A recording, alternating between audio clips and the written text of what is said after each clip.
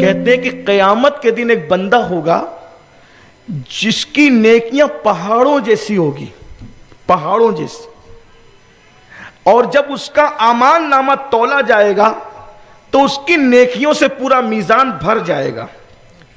اب میزان کتنا بڑا ہے؟ اب بخاری شریف کی آخری حدیث کا جب علماء سے درس سنتے ہیں تو وہ لوگ بتاتے ہیں کہ اتنا بڑا ہے کہ داؤد علیہ السلام میزان دیکھ کر، اس کے بڑے پن کو دیکھ کر بے ہوش ہو گئے۔ میزان کتنا بڑا ہے؟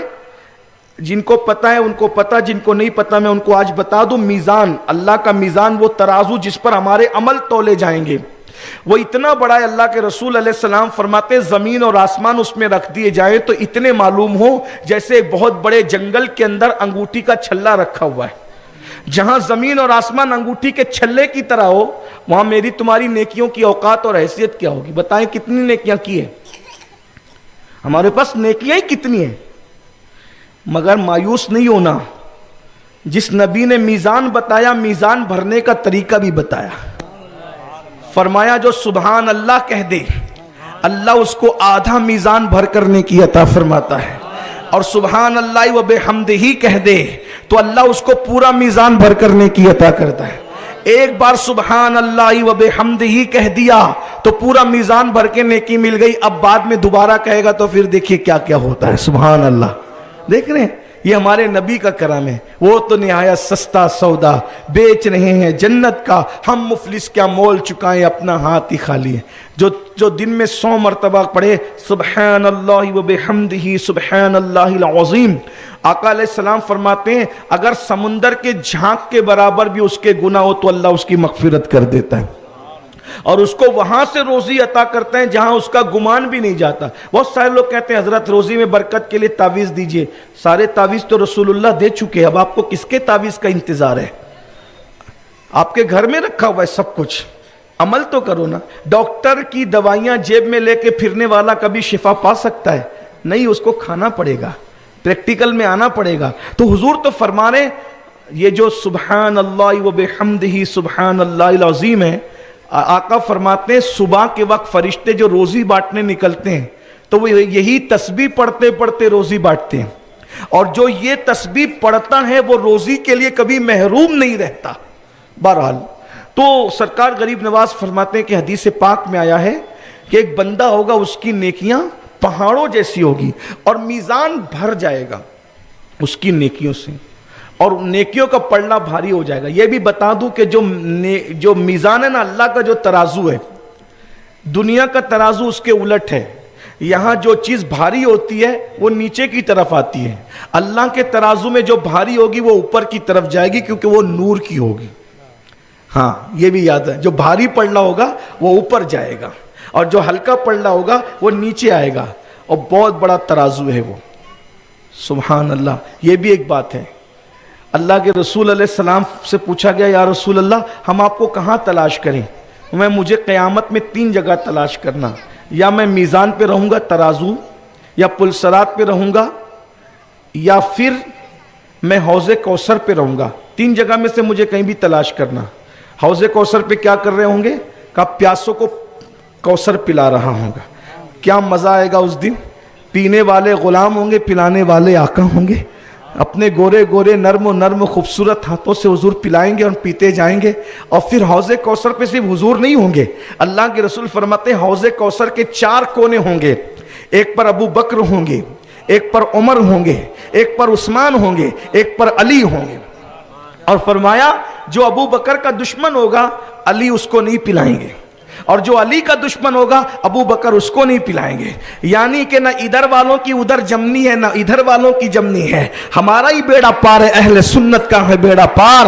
اصحاب حضور نجم ہے اور ناؤ ہے، اطرت رسول اللہ کی، اللہ اکبر۔ بلکہ ہم تو یہ کہتے ہیں ہاتھوں سے 4 یار کے ہم کو ملیں گے 4 جام، دستے حسن حسین سے اور ملیں گے جام 2۔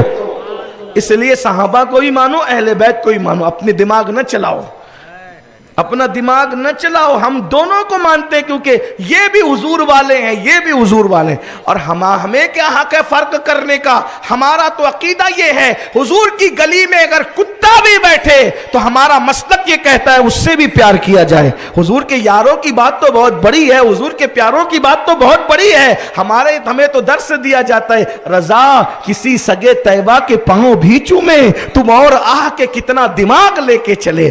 اس لیے بہت خیال رکھیے. تم اور پھر میزان پہ کیا کریں گے؟ اگر امت کی نیکی کم پڑے گی تو حضور اپنی طرف سے نیکی بڑھا کر اپنی نیکی ہماری نیکی میں ملا کر پلڑا بھاری کرائیں. اب حضور کی نیکی جب اپنی نیکی میں ملے گی تو سوچئے پلڑا کتنا بھاری ہوگا. سبحان اللہ, کیسا کرم ہوگا. اور جب پلسرات ہوگی تو لوگ پلسرات سے گزریں گے تو حضور ہاتھوں کو پکڑ کر غلاموں کو پلسرات سے گزارے, تو اس وقت تو غلام تمنا کرے گا فاصلہ اور لمبا ہو جائے. کیوں؟ کیونکہ فاصلہ جتنا لمبا ہوگا اتنی دیر تک کے یار کے ہاتھ میں ہمارا ہاتھ ہوگا. پھر وہ بھی مزے کی, محشر میں بھی محشر ہے کہ کس قدر حضور کے غلاموں کی اس دن شان ہوگی.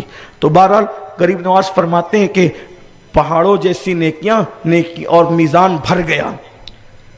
بس اب جس کا میزان بھرا وہ دل میں سوچتا ہوگا تیرا حکم ہے تو میں جہنم میں جاتا ہوں, لیکن مجھے یہ تو بتایا جائے کہ اس چھوٹے سے کاغذ کے ٹکڑے پہ لکھا کیا تھا جس نے میری ساری زندگی کی نیکی ضائع کر دی.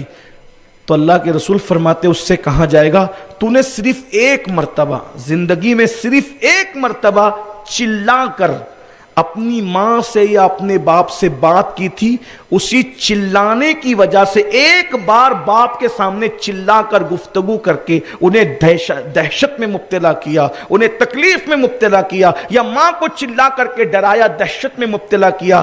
ایک بار ماں یا باپ کے سامنے چلانے سے اللہ نے تیری ساری زندگی کی نیکی کو ہلکا کر دیا.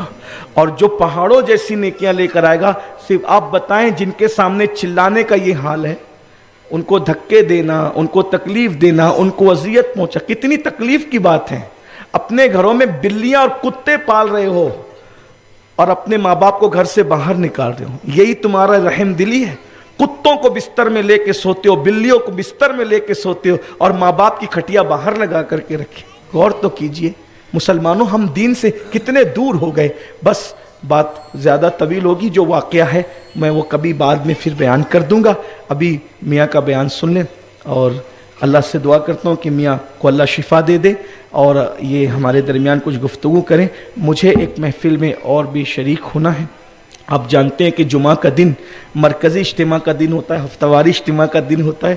تو عام طور پہ میں جمعہ کے دن عام طور پہ اب نہیں دیتا ہوں کہیں جانے کے لیے, لیکن کچھ ایسے لوگ ہوتے ہیں کہ جن کی بات نہیں کاٹی جا سکتی. ہمارے یہ بلال ہیں, بڑی محبت کرتے ہیں, ہم سے بچپنے سے جڑے ہیں. انہوں نے کہا تھا کہ میاں صاحب آ رہے ہیں.